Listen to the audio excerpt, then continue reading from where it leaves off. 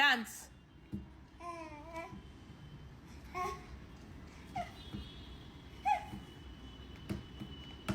মিউজিকও লাগে না তোমার?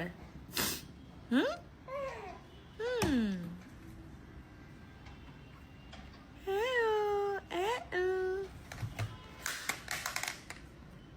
ভিডিওটিতে আমরা দেখলাম শুভশ্রীর কথা মতো কাজ করছে ইয়ালিনী।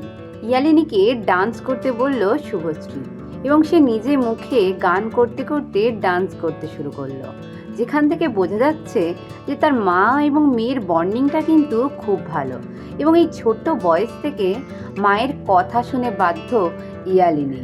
শুভশ্রী ডান্স করতে বলাতেই তাকে ডান্স করে দেখিয়ে দিল ইয়ালিনী, যেটা দেখে সত্যি মনোমুগ্ধকর। এমনকি নিজে মুখে গান করতেও কিন্তু ছাড়লো না ওই ছোট্ট ইয়ালিনী। ভিডিওটি ভালো লাগলে অবশ্যই লাইক করতে ভুলবেন না।